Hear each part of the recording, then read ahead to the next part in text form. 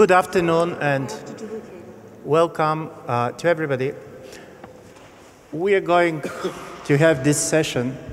My name is Ivan Krastev. I'm permanent fellow at the Institute for Human Sciences, which is one of the co-organizers of the festival.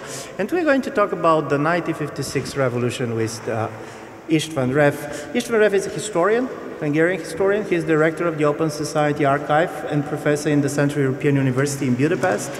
He has been teaching in Berkeley and Stanford in other places.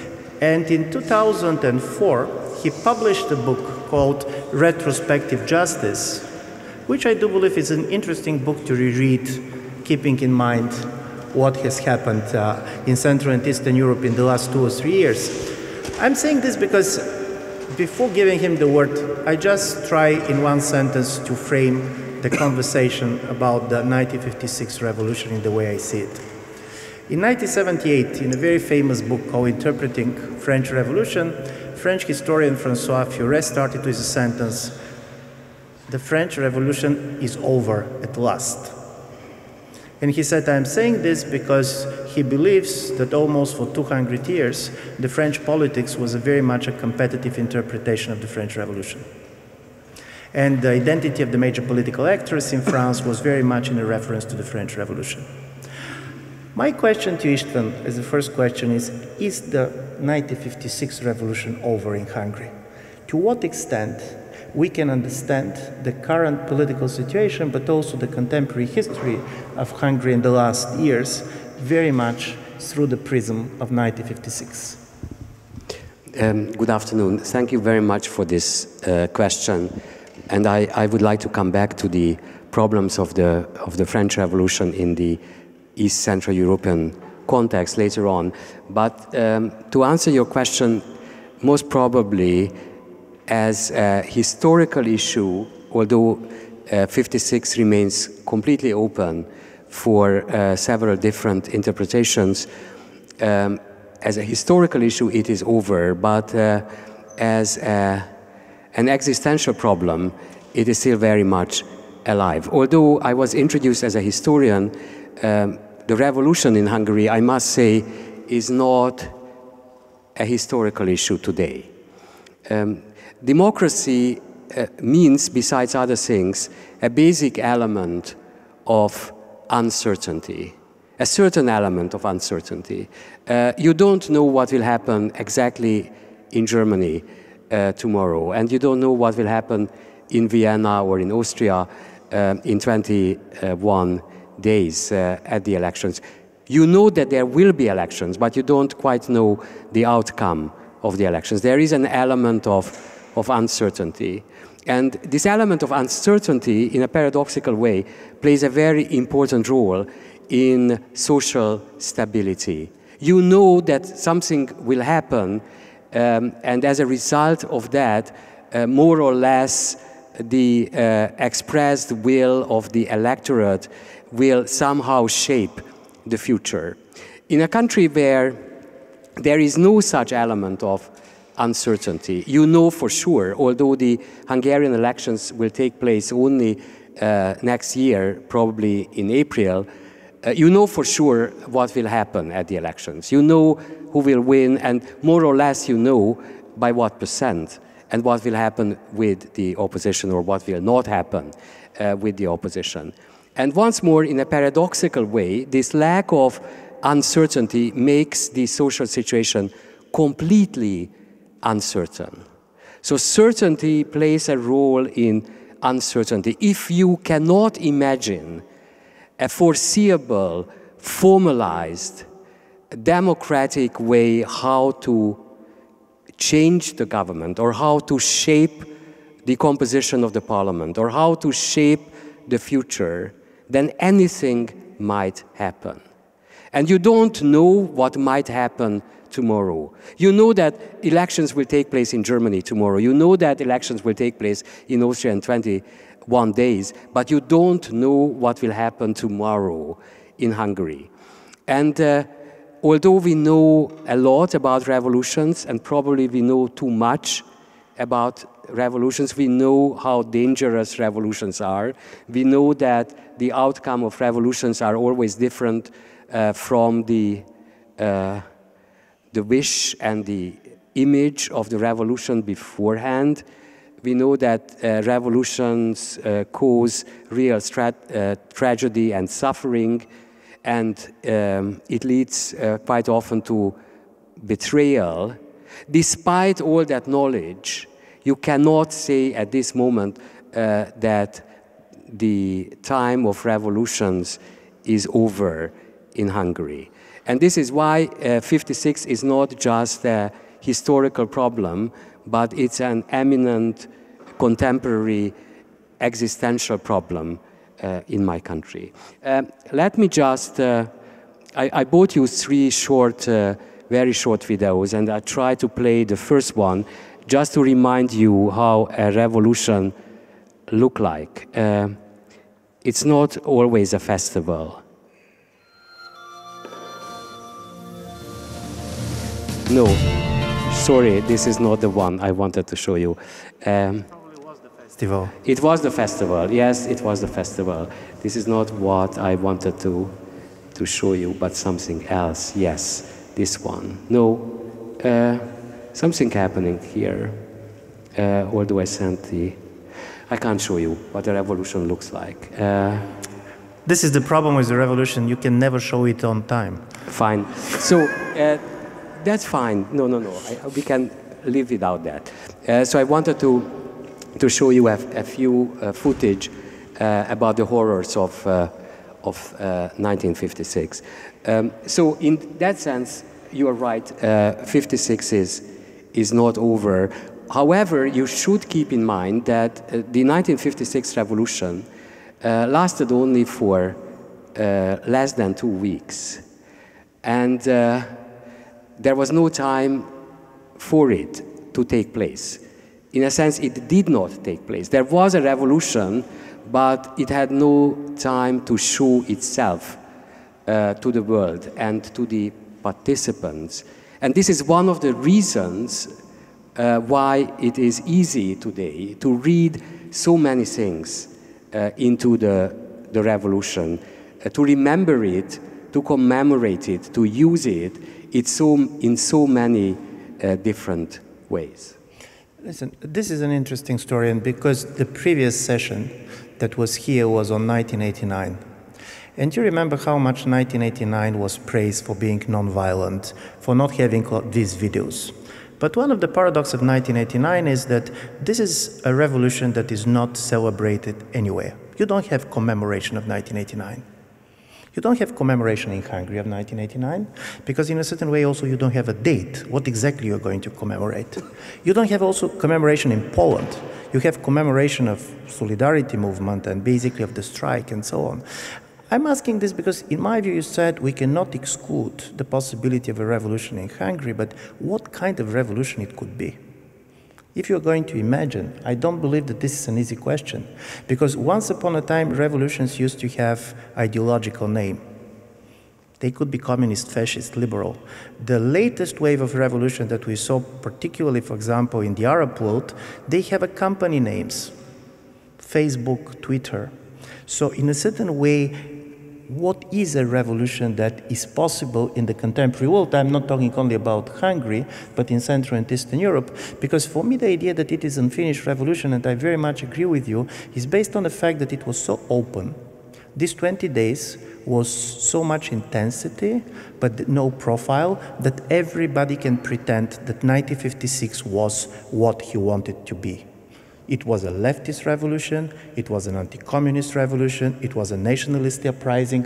So 1956 is great because everybody can claim on it. And how basically these memory wars are going on in Hungary. So let's stop for a minute at 1989. Because 1989 was the, can you hear me well? So 1989, as you know, was the bicentenary of the French Revolution.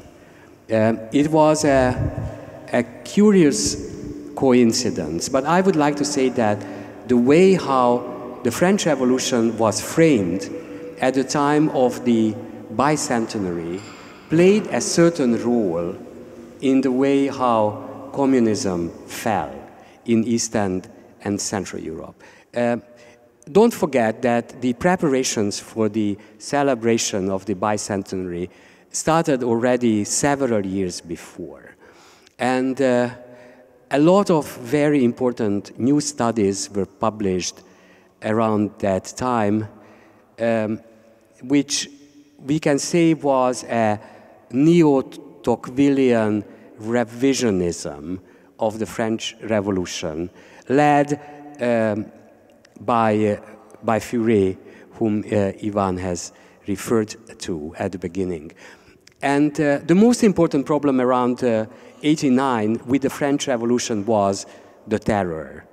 By that time, there seemed to be, at least on the surface, a consensus among French historians of the revolution that somehow the seeds of the terror were there already in 1789.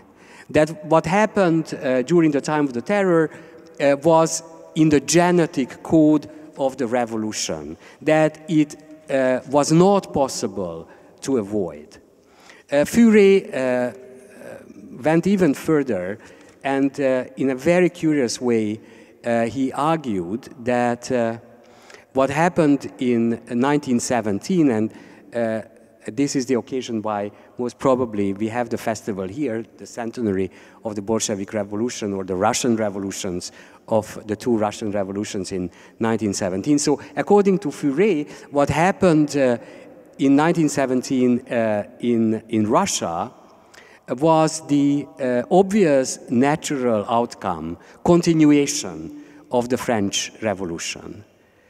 Somehow, the history, the tragic history of the 20th century started with, according to this neo-Tocquevillian revisionism, started with the French Revolution. There were other French historians who, talking about the counter-revolution in the one day, argued that it was a genocide, it was something that was the prehistory of the Nazi genocide. So all the horrors of the 20th century somehow were imagined by historians in the story of the French Revolution. So, according to the French historians, the task around 1989 was how to prevent the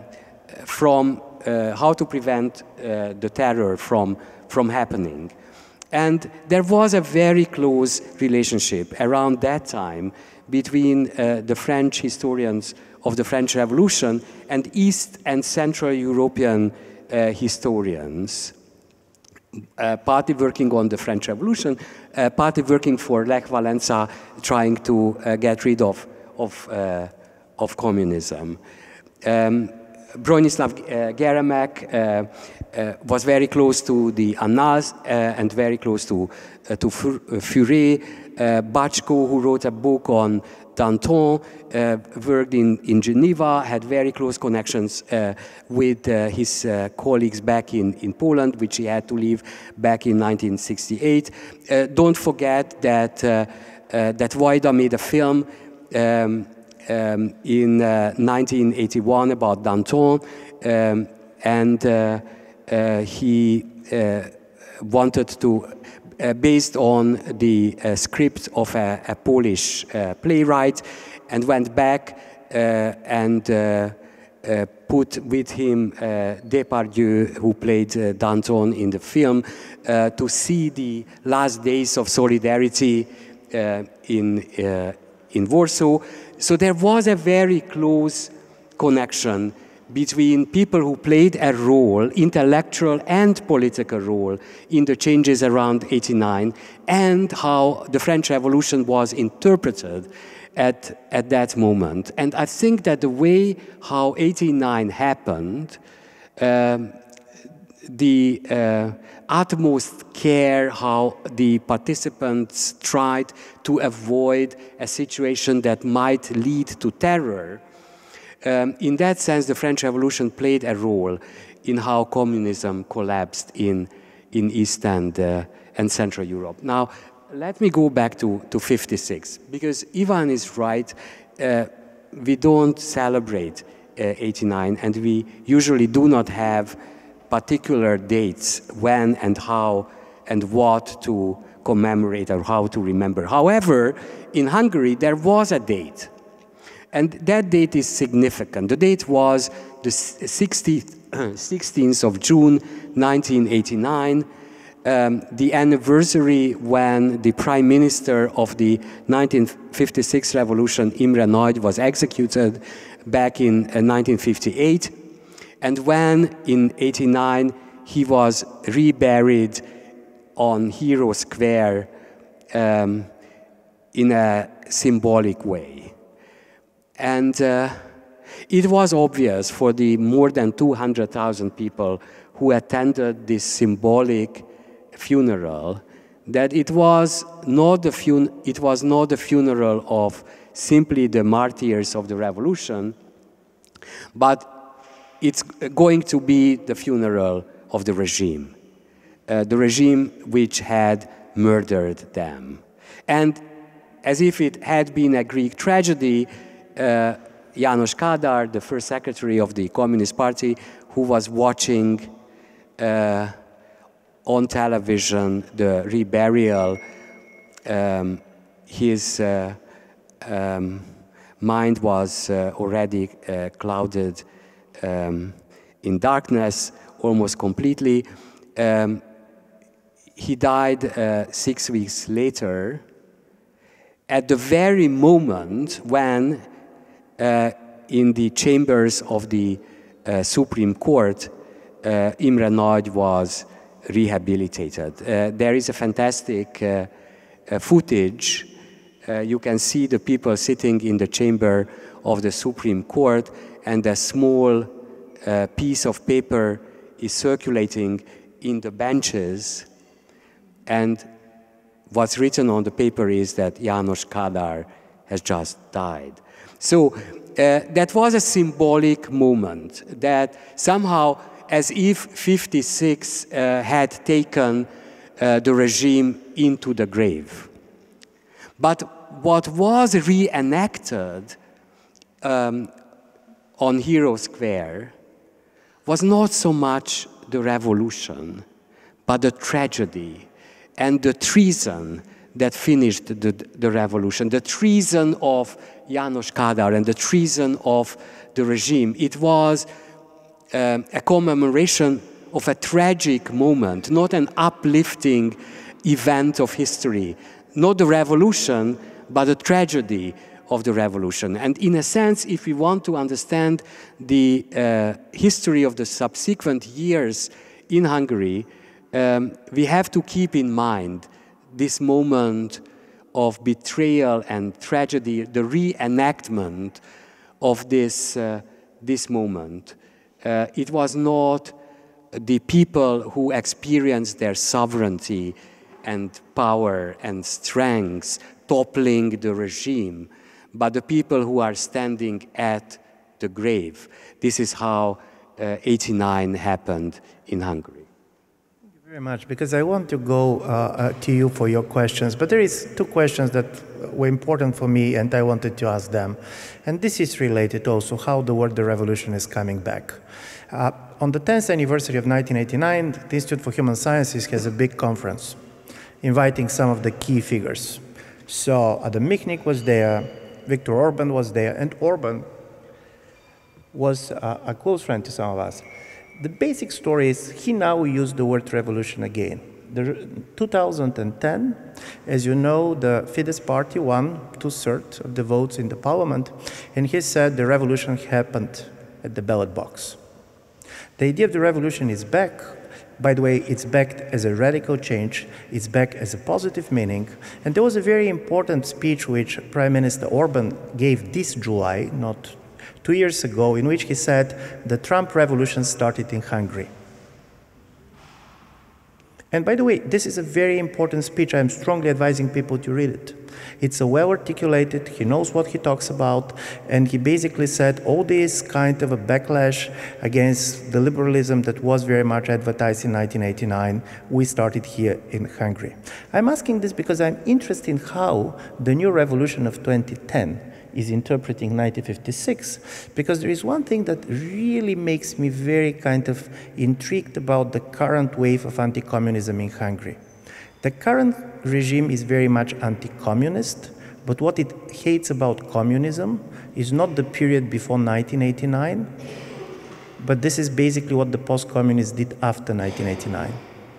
Paradoxically, it's very anti-communist, but it's very kind of a friendly to Kader, and very kind of unfriendly to the basically post-communists in a broader sense that have been governing the country after 1989. So I'm very much interested in your reading of this, if you're going to agree that this is a real phenomenon which I'm observing.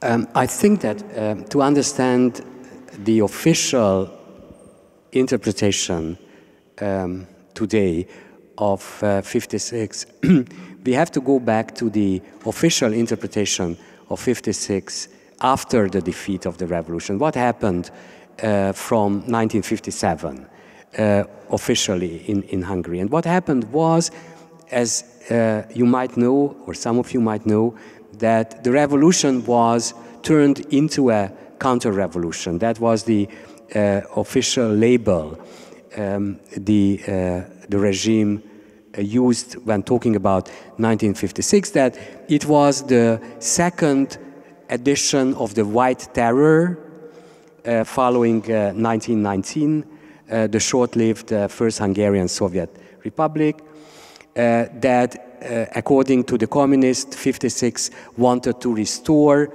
the pre-Second World War semi-feudalist autocratic Horthy regime, that it wanted to get rid of nationalization, it wanted to bring back the landlords, the aristocrats, even the Arrow Cross from 1944. That was the official interpretation of the regime. Now, today, the official interpretation is that 56 was a revolution, but the content of the revolution, according to the official historiography today, was almost the same than how the communist regime understood the counter-revolution. According to the Orbán regime, 56 wanted to restore the pre-Second World War regime. It wanted to restore the continuity of Hungarian history, that communism was just a break, an unnatural event in the Hungarian history.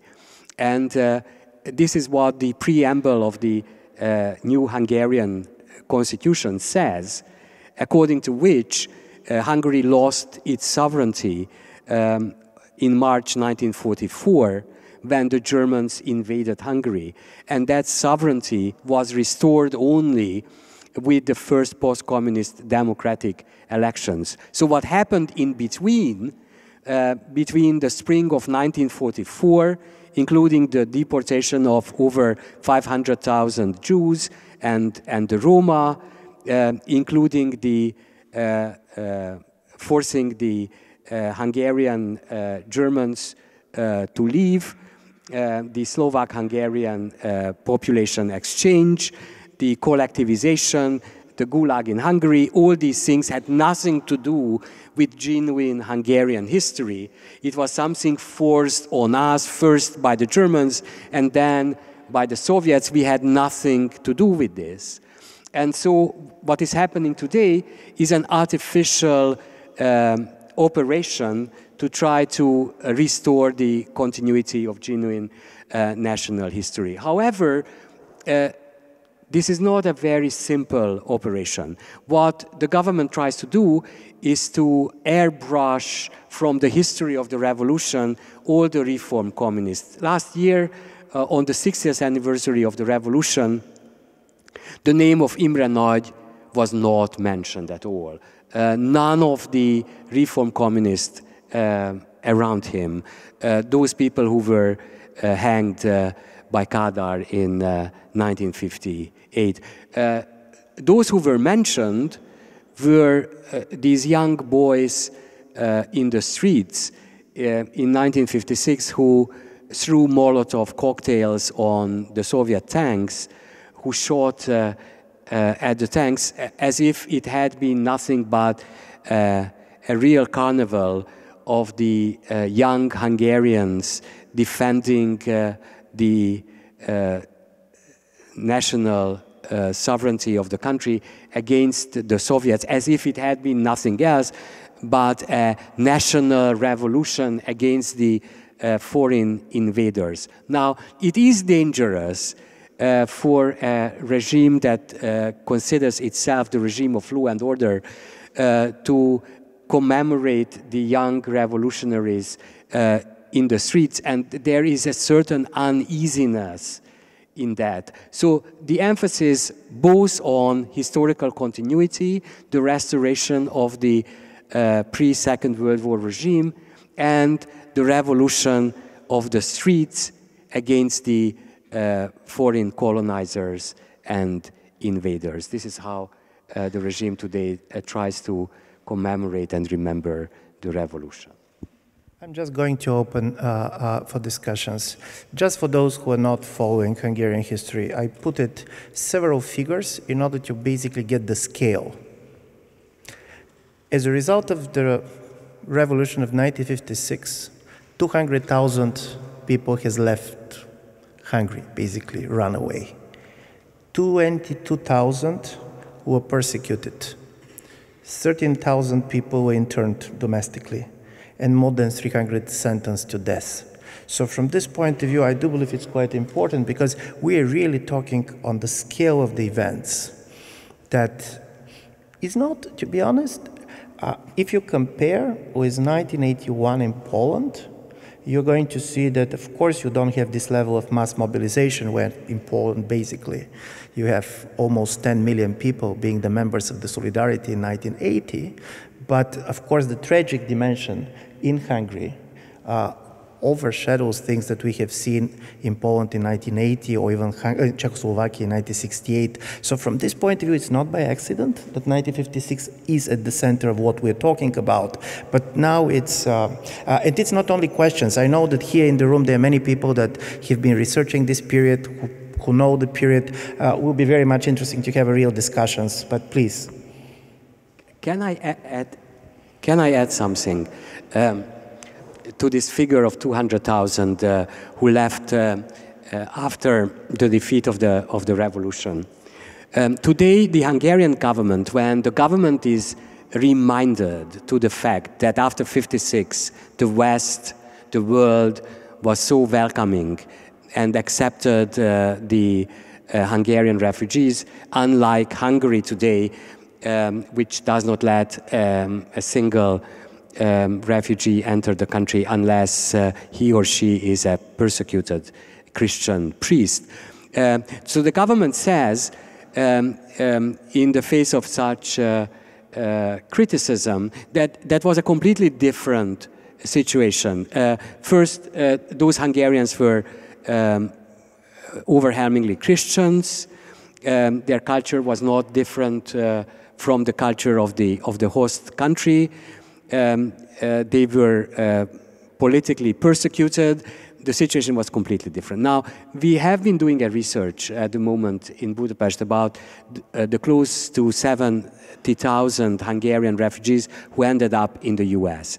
And what we found was that, first of all, 95%, when they were questioned about the motives why they had left the country, they answered knowing that this was not the right answer. 95% of them answered that they left not because of political reasons, but because of other reasons.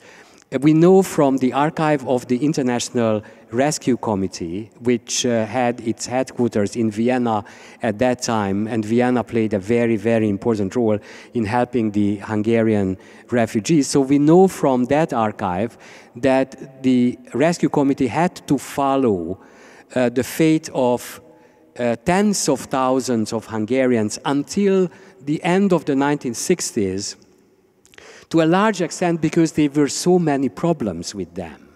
It was so difficult for them to get integrated into the American society. A very large number of them ended up in prison. We know a famous story about father and son who became very important drug dealers in Miami. We also know that around Camp Kilmer, which was the arrival point of all the Hungarian refugees in the US, the police had to be strengthened in the coming years as a result of those common crimes that my countrymen committed there after they arrived there. So what I would like to say, the situation it was completely different than what the government today tries to paint. In the past 4 years, close to 600,000 Hungarians left the country. 600,000. Mostly educated young people. So when you ask the question, what is the reason why there is no real political opposition in Hungary, this is part of the answer. All those people who would be in oppositional organizations are not there anymore. And not only not there anymore, they can't even vote. Because unlike ethnic Hungarians in Transylvania or Slovakia or in the Ukraine who got back their Hungarian citizenship even without paying taxes in Hungary, and with that the right to vote, they can vote by mail. Hungarians living in Western Europe cannot vote by mail. They have to go to the Hungarian embassy to vote. So imagine someone in northern Canada who has to travel to Ottawa to vote, or somebody from Edinburgh to go to London just in order to cast his or her vote. So that majority of that 600,000 people cannot take part at the elections next April. Thank you very much. As I said, we are going, just before coming, only two very short sentences. One is, you should be really talented in 1950s in Miami to make career in drugs with all the Cubans being there. So this says, yeah, okay, it was before. But secondly, I do believe 1956 is also quite interesting from the propaganda point of view, because this is also the story of the Western betrayal of Hungary. Yes. So please, Eva. Thank you. First of all, a very quick remark to your first sentences, Ivan, where you said that the French Revolution is finally over. The French, the French have made a very wonderful paradoxical invention, and that is called la tradition révolutionnaire. And that is still very much alive today. And when they go marching on the Place de la République, on the Esplanade des Invalides, it's la tradition révolutionnaire live. But I wanted to ask something to Professor Rev. I was very interested in what you said about that whole propaganda of the counter-revolution and the whole issue of continuity. And I remember I was with Chancellor Wronitsky, it must have been 1987 or so, in a bilateral meeting with then Prime Minister Gross-Karolyi. And in the course of that conversation, he said something which I found at that time extraordinary and which I've never forgotten. He said, you will have to prepare yourself for great changes because the centrifugal forces have become so strong, we cannot hold the system together anymore. And that was the first sort of inclination that we then had about the things that were brewing and were coming up. And from the perspective of Vienna, we always had the feeling that under the cover of the Communist Party in Hungary, more than in any other of the Eastern European countries, sort of the continuity of old political traditions was still alive between the farmers and the old aristocracy and the socialists and so on. There was the whole the mantle of communism, but underneath that was still there. And I wonder whether you see that as a historian also. Thank you. That's an interesting question, and it is partly true and partly not true. And I think that there was a real break with 1956. As Ivan has mentioned, 56 was considered in part as the final proof of the intentions of the West, that despite the liberation rhetoric and the liberation ideology of the Truman and Eisenhower regimes, the West would never come and help us. Until 56, there was the hope that that was just a transitory period, and then the Americans will come and the situation will change. Until 56, a former aristocrat who became a taxi driver was still greeted as Herr Graf. After 56, he became a taxi driver. People understood that communism was there to stay, and Yalta had to be taken seriously. On the other hand, you are right, because there was no opportunity for us to talk about our past. There was no opportunity after the Second World War to talk about what happened before, the Horthy regime. There was no opportunity to talk about what happened during the Second World War. We did not have a story of the Second World War. We were unable to talk about the Second World War.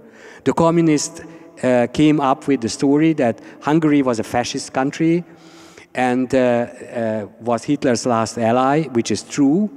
At the same time, the communists claimed that although Hungary was and still is to a large extent a fascist country, we somehow became the victors of the Second World War, because we ended up on the side of the Soviet Union. So retrospectively, we became part of the anti-fascist coalition. Although Hungary was defeated, we were the winners.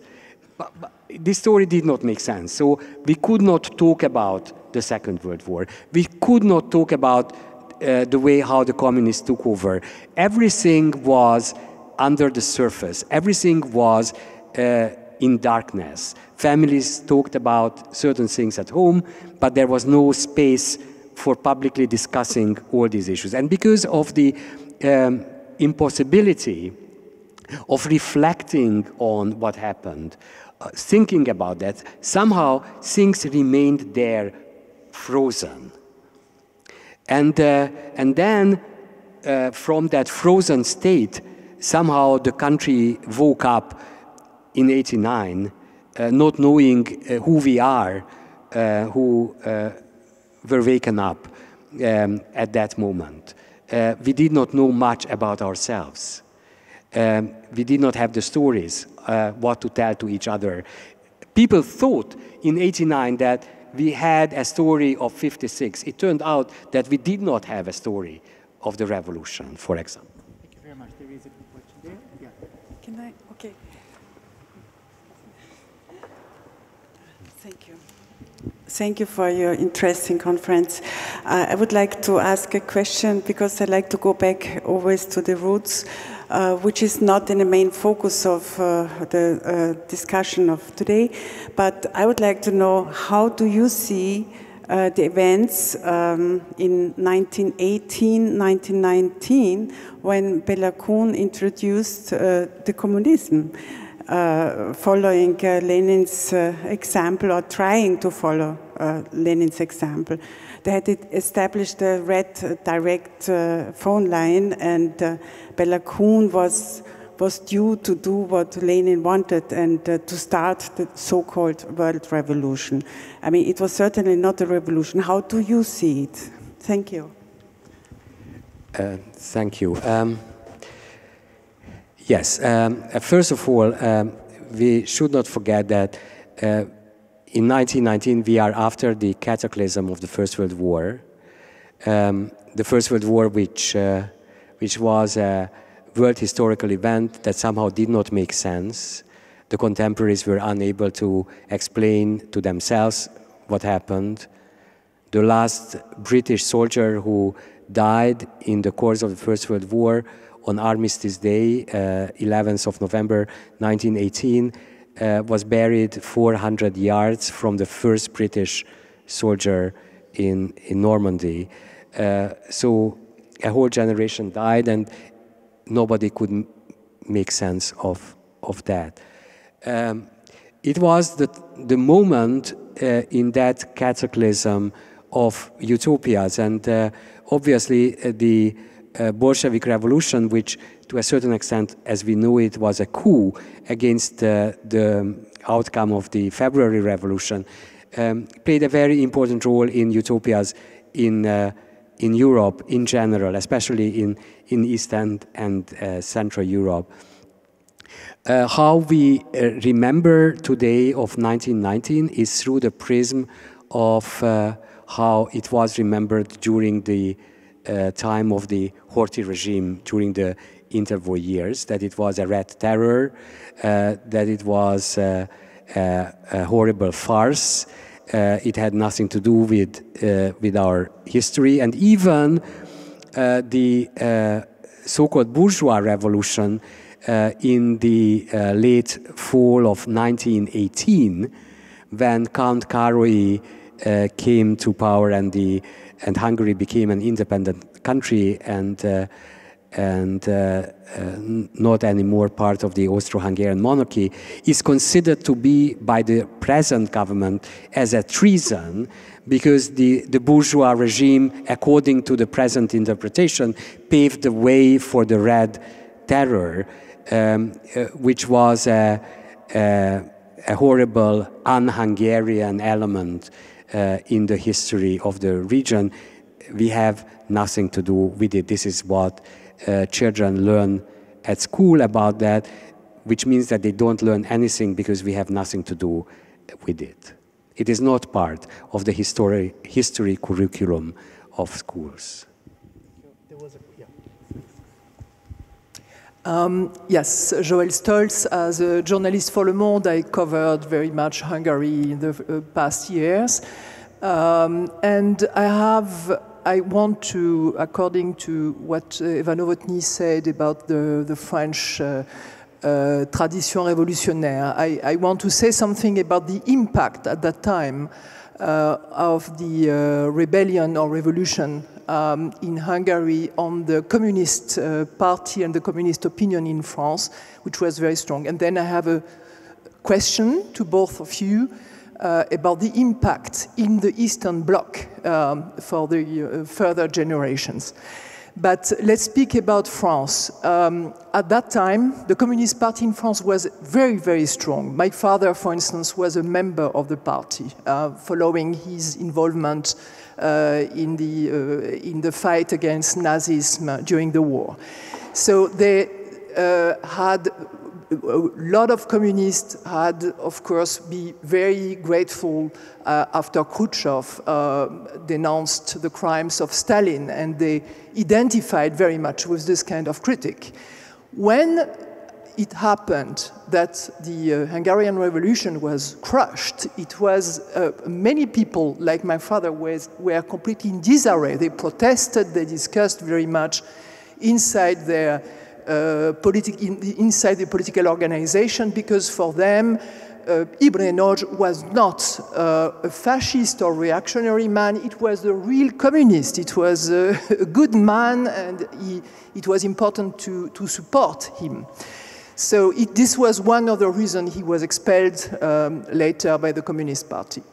And I think that it didn't come to a lot of expulsions of an open rebellion, inside the party, but it was the first time that the people started to adopt. And then, of course, you had Czechoslovakia. And here I come to the question. There are many people who think that the generation who was, for instance, with Gorbachev, let's say, for instance, his speaker, Andrei Grachev, was in Budapest as a young diplomat, not so well, of course, with probably the higher instances of the party, of the Communist Party in the Soviet Union at that time. But he came in contact with, of course, with the Hungarian society. Other people went to Czechoslovakia, others to Poland. And there is a theory that this played a role because, of course, the people who wanted to change something inside the communist system had seen that it can be very dangerous, you can be crushed. So the question was how to do, what are the alternatives? Poland was this self-limited revolution, and then the Soviet Union, it was the decision of Gorbachev to change things from the top. What do you think? Did it play a role, the revolution, the Hungarian Revolution, in this evolution of inside the communist movements in other Eastern countries? Thank you. You are right.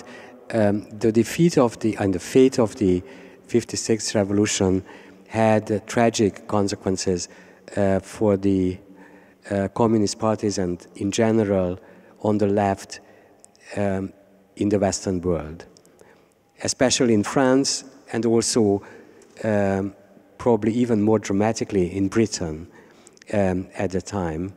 And a lot of people decided to leave the Communist Party, unlike François Furet, who remained member of the Communist Party, by the way, until the end of the 1950s.